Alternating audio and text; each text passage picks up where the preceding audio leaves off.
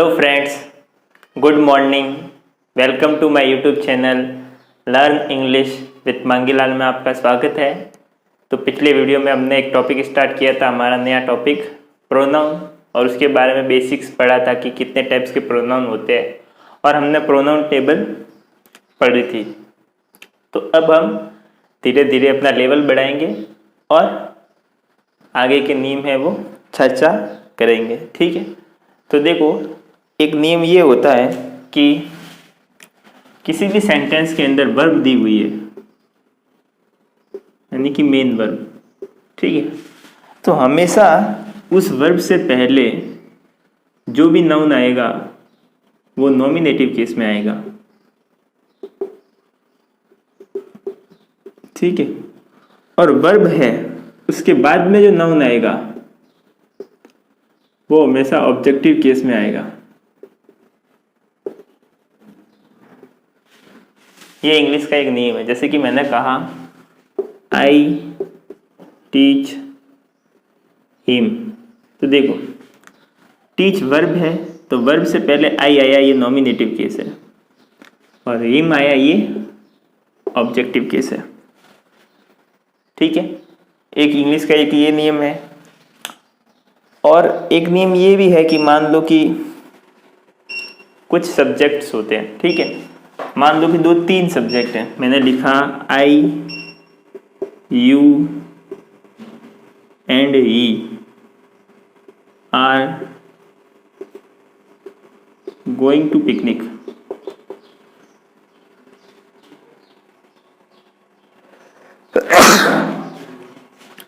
I am sorry, ठीक है।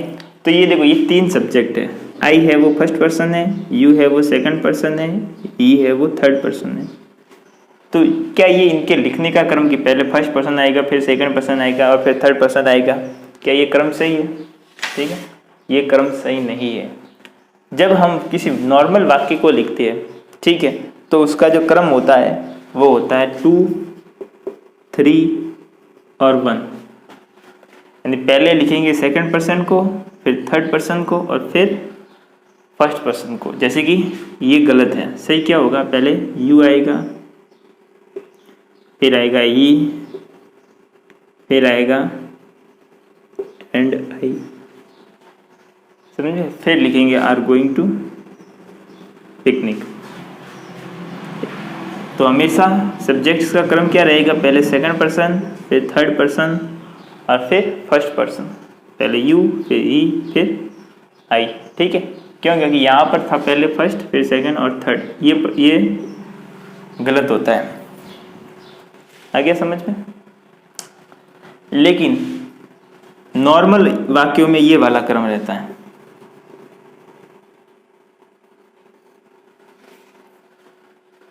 ठीक है। अब यदि कहीं पर गलती को स्वीकार करने का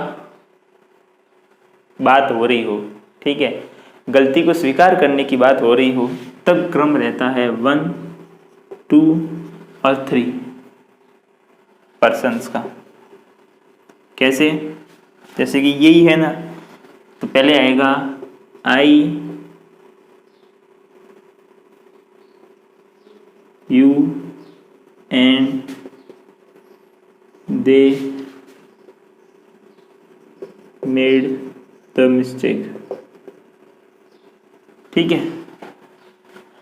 मैंने, तुमने और उन्होंने गलती की, मेड द मिस्टेक। अब यहाँ पर गलती स्वीकार करने की बात आ रही है, इसलिए क्रम कौन सा है? पहले फर्स्ट पर्सन, सेकंड पर्सन और फिर थर्ड पर्सन, ठीक है। जब गलती को स्वीकार करना हो तब कौन सा क्रम रहेगा? फर्स्ट, सेकंड और थर्ड, ठीक है।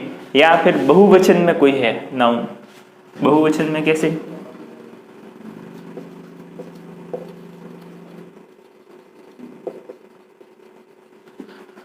वी, ये भी बहुवचन है, यू भी बहुवचन है और दे भी बहुवचन है, ठीक है। तो जब तीनों ही बहुवचन हो तब भी क्रम कौन सा रहेगा? 1, 2 और 3। तो नॉर्मल वाक्यों में तो क्रम रहता है 2, 3, 1, लेकिन यदि गलती स्वीकार करना हो तब रहता है 1 2 3 का क्रम पर्सन्स का लिखने का, और कोई बहुवचन हो, प्लूरल हो, ये तीनों ही जैसे कि बहुवचन है, ठीक है, तो क्रम रहता है 1 2 3 का। ठीक है, तो ये कुछ नियम थे, ये नियम मैंने लिख लिए हैं। ठीक है, तो मैं साइड में हो जाता हूँ और फिर इन नियमों को व्यवस्थित ढंग से यहाँ पर लिख लेता हूँ, क्योंकि मैंने समझा तो दिया कि वर्ब के मेन वर्ब है तो उससे पहले हमेशा नॉमिनेटिव केस आएगा, वर्ब के बाद हमेशा ऑब्जेक्टिव केस आएगा, और जो पर्सन होते हैं वो हमेशा 2 3 और 1 के क्रम में लिखे जाते हैं, पहले सेकंड पर्सन, फिर थर्ड पर्सन और फिर फर्स्ट पर्सन। लेकिन यदि कभी कभार गलती को स्वीकार करने की बात आ जाए तो पहले फर्स्ट, फिर सेकंड और फिर थर्ड पर्सन लिखा जाता है, और या फिर कोई नाउन प्लूरल हो तो फर्स्ट, सेकंड और थर्ड पर्सन का क्रम लिखा जाता है। ठीक है, तो मैं साइड में हो जाता हूँ और इन नियमों को, वीडियो को पॉज करके सही से उतार देता हूँ।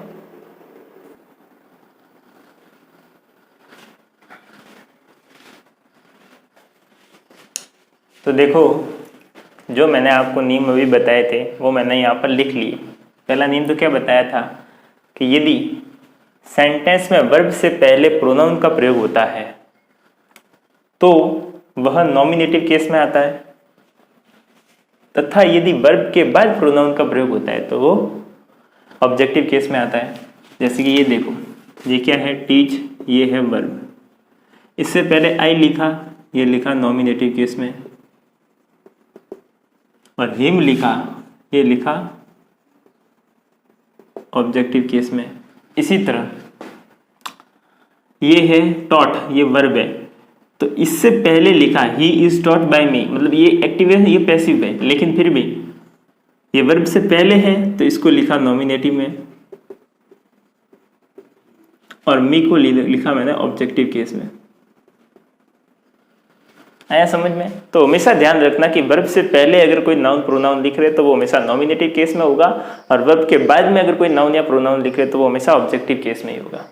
ठीक है, अब मैंने ये भी बताया था कि जब विभिन्न प्रोनाउंस एक ही सेंटेंस में प्रयुक्त हो और किसी बुरी बात का आभास ना हो तो उन पर्सन्स को 2 3 1 के क्रम में लगाते हैं, यानी कि पहले सेकंड पर्सन, फिर थर्ड पर्सन और फिर फर्स्ट पर्सन।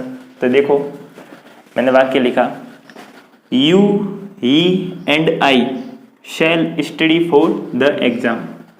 तो इसमें पहले मैंने सेकंड पर्सन लिखा, फिर थर्ड और फिर फर्स्ट, तो ये मैंने क्रम भी लिख लिया। और मान लो कभी कभार कोई एक पर्सन गायब हो जाए तो उसको छोड़ देते हैं, जैसे कि मान लो ये वाला वाक्य, he and I have finished our work, तो 2 3 1 में से 2 है ही नहीं वाक्य में, तो 2 को छोड़ दो तो सिर्फ 3 और 1 रहेगा। ठीक है, तो ये थर्ड पर्सन और ये first person. You and he have finished our work, तो यहाँ पर फर्स्ट पर्सन है ही नहीं तो सिर्फ 2 और 3 है, तो यहाँ पर सेकंड पहले लिखा, फिर थर्ड पहले बाद में लिखा। ठीक है, तो ये है पर्सन्स को लगाने का क्रम। लेकिन यदि मान लो कोई बुरी घटना की बात की जा रही है या गलती स्वीकार करने की बात की जा रही है तो क्रम कौन सा रहेगा, 1 2 3 का। तो देखो, ये नियम भी मैंने बताया था, यदि एक ही वाक्य में विभिन्न प्रोनाउन का प्रयोग करते हुए अपना दोष का मतलब होता है अपनी गलती, अपना फॉल्ट स्वीकार किया गया हो या कोई बुरी बात कही गई हो तो प्रोनाउन का क्रम 1 2 3 के क्रम में रहता है, यानी पहले फर्स्ट, फिर सेकंड, फिर थर्ड। जैसे कि I, you, he have made a blunder, तो इसमें पहले फर्स्ट है, फिर सेकंड है और फिर थर्ड है। इसी तरह you and he have done this mischief, mischief का मतलब होता है शैतानी, और ब्लंडर का मतलब होता है गलती, बहुत बड़ी गलती। देखो, 3 चीज होती है, एक तो होते हैं एरर, ERR, एक होती है मिस्टेक, एक होता है ब्लंडर। तीनों का मतलब होता है गलती।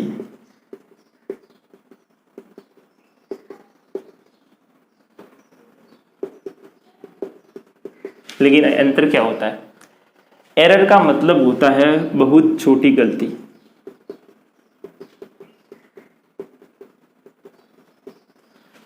ठीक है। मान लो कि जैसे कि आप लिख रहे हो कि I am going to school, और आई के में एम की जगह आपने लिख लिया are, I are going to school, तो वो छोटी सी मिस्टेक हो गई, ठीक है, छोटी गलती है। अब फिर आ गया मिस्टेक, तो मिस्टेक है वो थोड़ी सी बड़ी गलती होती है, ठीक है, थोड़ी सी बड़ी गलती होगी। जैसे कि मान लो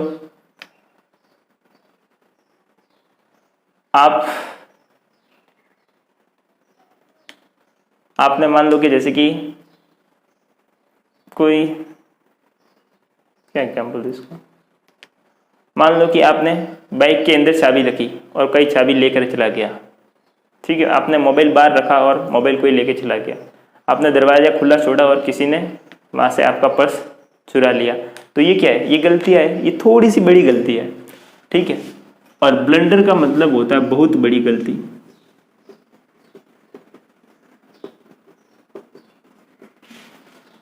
जैसे कि आपने किसी को मार दिया गुस्से में आकर के, तो गलती हो गई आपसे, और वो तो बहुत बड़ी गलती होगी। अब किसी को मार दिया, अब उसको वापस थोड़ी ठीक थोड़ी कर सकते, नहीं कर सकते। या फिर मान लो जैसे कि आपने किसी को कुचल दिया गाड़ी से, तो ये भी बहुत बड़ी गलती होगी। तो जब ब्लंडर लिखते हैं तो इसका मतलब होता है बहुत बड़ी गलती। और एग्जाम में एरर क्या आता है, इसका मतलब ही होता है कि बहुत बड़ी गलती, लेकिन लोग फिर भी इसके साथ आगे बिग लगा लेते हैं, बिग ब्लंडर, और वो हो जाता है एरर, और वो आता है सुपरफ्लॉज में, ठीक है। तो कभी भी ब्लंडर के आगे बिग या स्मॉल नहीं लगाते, ब्लंडर का मतलब ही होता है बहुत बड़ी गलती, ठीक है। आ गया समझ में? तो मैंने, तुमने और उसने मिलके क्या कर दी है, एक गलती कर दी है, एक बहुत बड़ी गलती कर दी है। तो गलती कर दी है मोरी, तो अपने गलती को स्वीकार कर रहे हैं, ठीक है, या शैतानी कर दी है, मिसचीफ का मतलब होता है शैतानी। तो यहाँ पर क्रम 1 2 3, और यहाँ पर कितना है 2 3 का क्रम है, क्योंकि 1 तो है ही नहीं सब्जेक्ट में। अब जब नाउन बहुवचन हो तो भी क्रम 1 2 3 का ही रहता है। जैसे कि वी, यू और दे, ये तीनों ही बहुवचन है, प्लूरल है। शुड वर्क के, हमें, तुम्हें और उन्हें काम करना चाहिए, तो ये तीनों ही क्या है, प्लूरल है, ठीक है। तो मैं साइड में हो गया, पहले आप इसको इतना उतार लीजिए,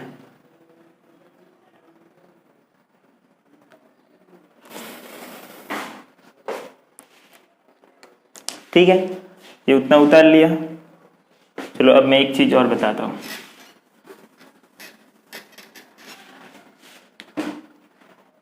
कि यदि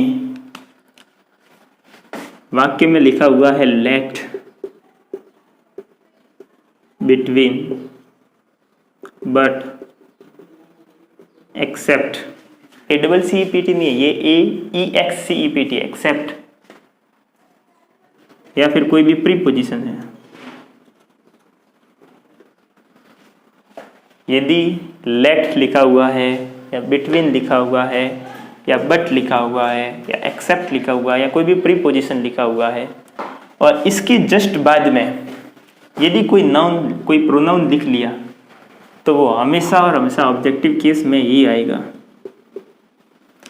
तो हम ऐसे कहते हैं ना, let me go out, let me go out, मुझे बाहर जाने दो, तो लेट के बाद में मी ही लिखा है, और ये मी क्या है, ऑब्जेक्टिव केस के भी ऐसे कहते हैं, लेट आई गो आउट, या फिर ऐसे हम ऐसे कहते हैं let him go out, let him go now, तो हिम क्या है, ये ऑब्जेक्टिव केस ही तो है। तो कभी भी लेट, बिटवीन, बट, एक्सेप्ट और प्रीपोजिशन ये अगर आ जाए, और इसके बाद में यदि कहीं पर हमें नाउन का प्रयोग करना पड़े या प्रोनाउन का प्रयोग करना पड़े, तो वो हमेशा और हमेशा ऑब्जेक्टिव केस के अंदर ही लिखा जाएगा, ठीक है। तो ये एक छोटा सा नियम है, ये भी मैं आपको लिखा लेता हूँ, तब तक के लिए मैं साइड में हो जाता हूँ, पहले आप इसको सही से उतार लो एक बार।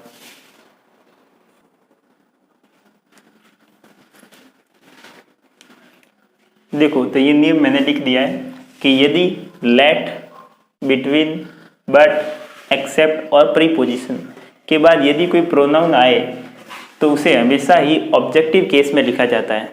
जैसे कि let me do this work, let him go now, तो ये जो है ये लेट के बाद में आए हैं दोनों, तो दोनों को हमने किस में लिखा, ऑब्जेक्टिव केस में। ये भी ऑब्जेक्टिव केस है, ये भी ऑब्जेक्टिव केस है, ठीक है।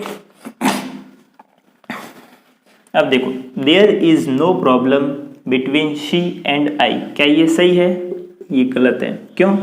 क्योंकि मैंने कहा बिटवीन के बाद में क्या आना चाहिए, ऑब्जेक्टिव केस, तो ये तो ऑब्जेक्टिव केस है, जबकि ये ऑब्जेक्टिव केस नहीं है, ये नॉमिनेटिव केस है। इसको भी ऑब्जेक्टिव में लिखेंगे तो सही क्या होगा, there is no problem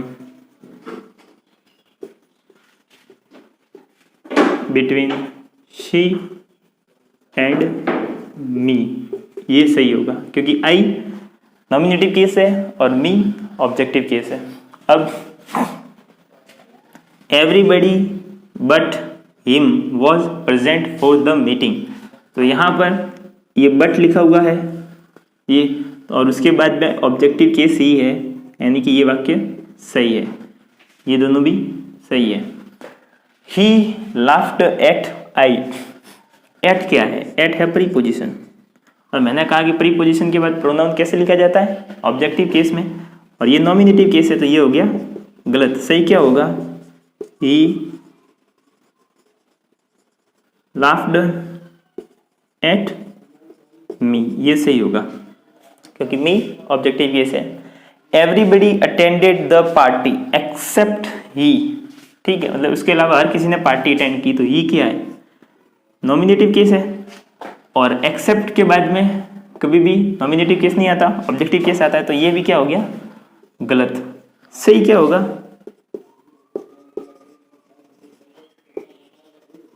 everybody attended the party except him, ये सही होगा, ठीक है।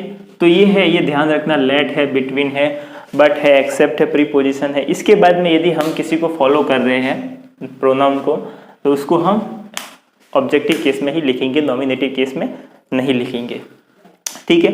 तो मैं साइड में हो जाता हूँ, पहले तो आप इसको उतार लो वीडियो को पॉज करके। अब देखो, अब आगे का नियम पढ़ते हैं।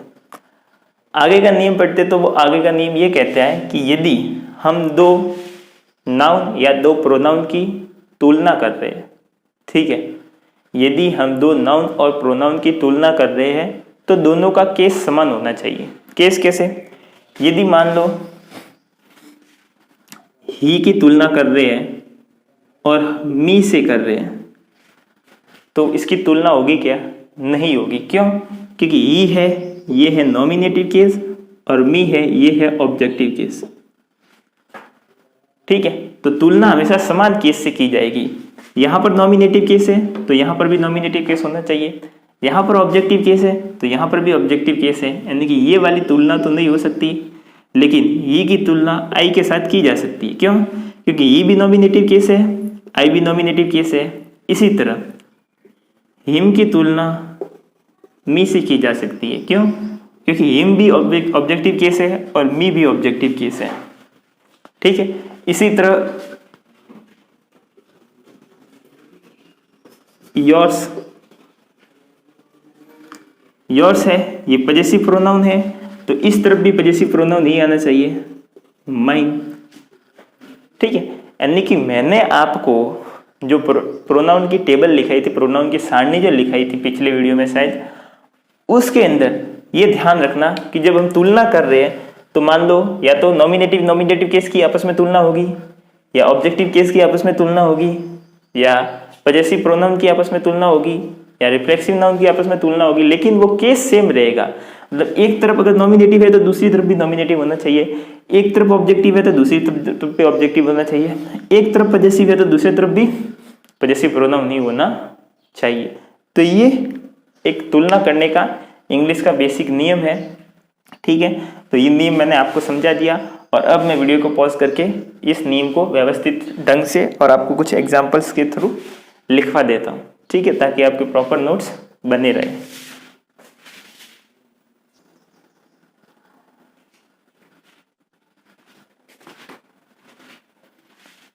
ठीक है, तो देखो मैंने वो नियम लिख लिया है कि यदि दो नाउन या प्रोनाउन की तुलना की जाए, तुलना करने के लिए या तो एज का प्रयोग करते हैं या देन का प्रयोग करते हैं, तो दोनों नाउन या प्रोनाउन को हमेशा सेम केस में रखेंगे। कैसे?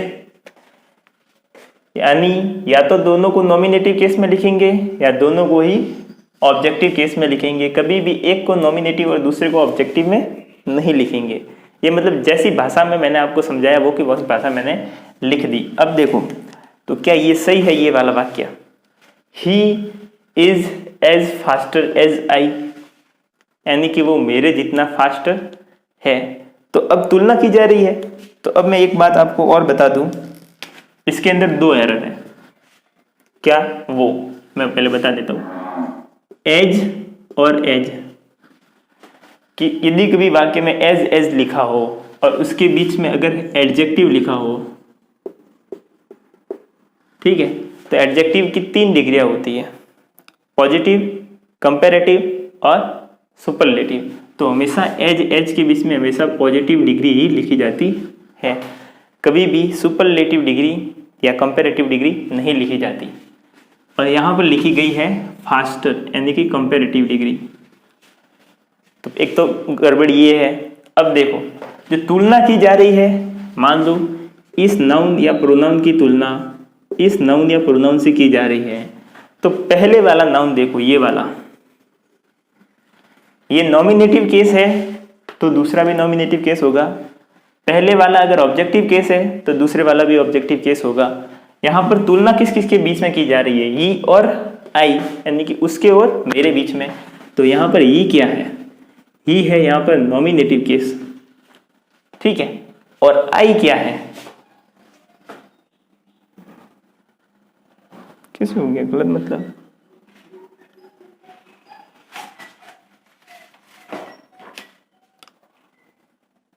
नहीं, यहां पर गड़बड़ नहीं है, यहां पर सही है।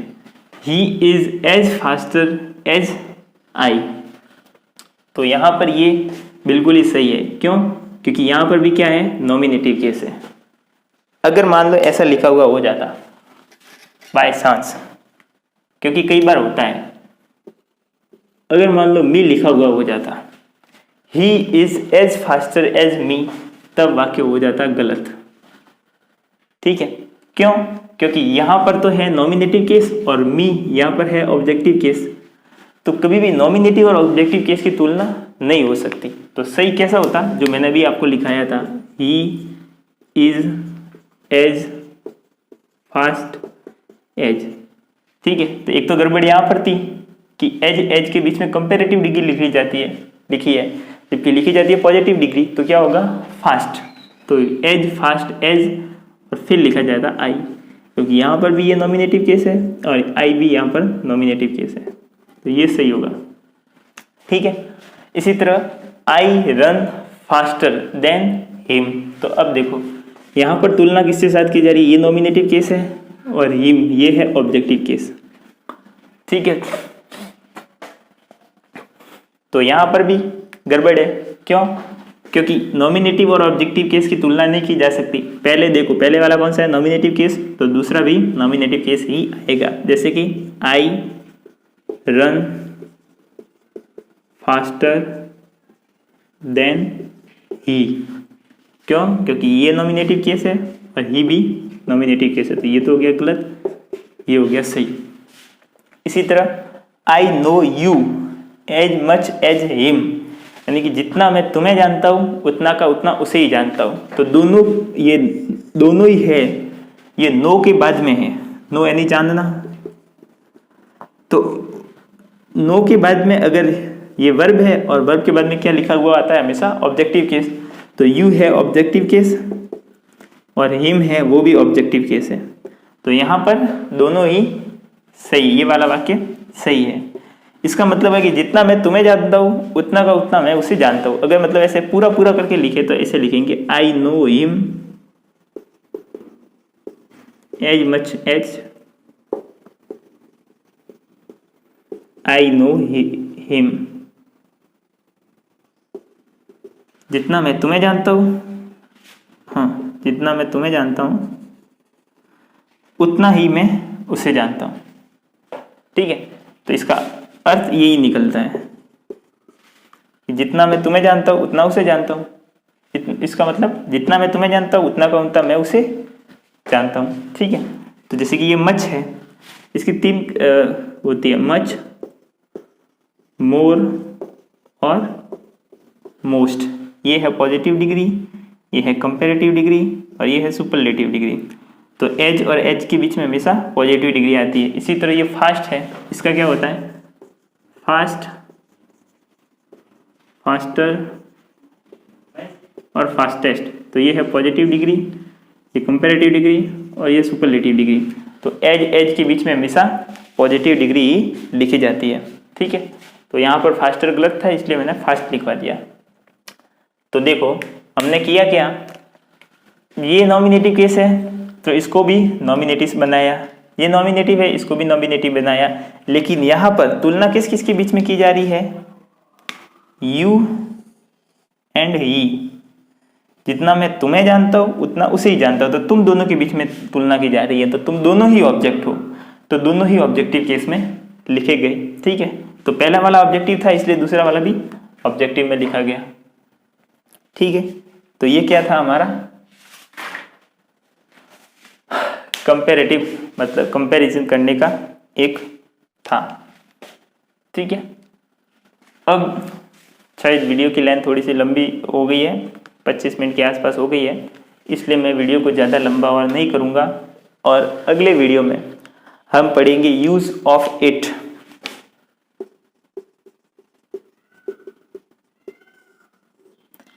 यूज ऑफ इट, वैसे ये टॉपिक, इसका अलग से वीडियो मैंने मेरी जो टेंस की प्लेलिस्ट है उसमें लेसन नंबर शायद 23 है, उसके अंदर पूरे वीडियो के अंदर मैंने यूज ऑफ इट ही पढ़ाया है।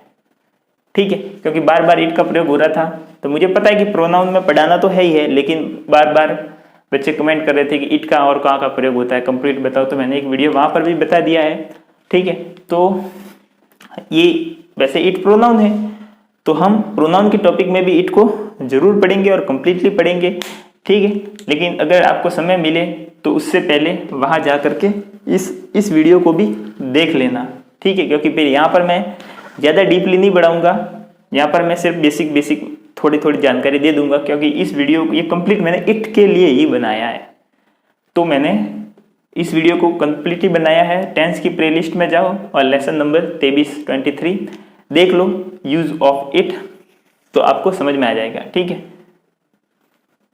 तो वहाँ पर मैंने डिटेल में पढ़ाया है। जब मैंने डिटेल में एक जगह पर पढ़ा लिया है तो यहाँ पर मैं ज़्यादा और उसको मतलब टाइम वेस्ट नहीं करूँगा, इसको सिर्फ मैं ऊपर से ही पढ़ाऊँगा। तो आप वहाँ जाओ और इस इट वाले वीडियो को भी देख लेना। ठीक है, तो यदि आपको मेरा पढ़ाना अच्छा लगा हो तो आप इस वीडियो को लाइक कर सकते हो। कमेंट में भी ज़रूर बताओ आपका कैसा लगा मेरे साथ पढ़ने का एक्सपीरियंस। ठीक है, तो मिलते हैं अपने नेक्स्ट वीडियो में, यही पढ़ेंगे यूज ऑफ इट। लेकिन आप एक बार टेंस की प्लेलिस्ट का लेसन नंबर 23 देख लेना, जिसके अंदर मैंने एक वीडियो ही बनाया है पूरा इट के ऊपर, और बहुत डिटेल से कंप्लीट पढ़ाया है। एक बार उसको भी गो थ्रू कर लेना, देख लेना। ठीक है, ताकि मैं कल जो पढ़ाऊंगा तो उसको ज़्यादा अच्छे से आपको समझ में आएगा। ठीक है, तो मिलते हैं अपनी नेक्स्ट क्लास में। तब तक के लिए आप सभी को जय श्री कृष्णा, जय श्री राम, आप सबको प्रणाम। Okay, bye, take care.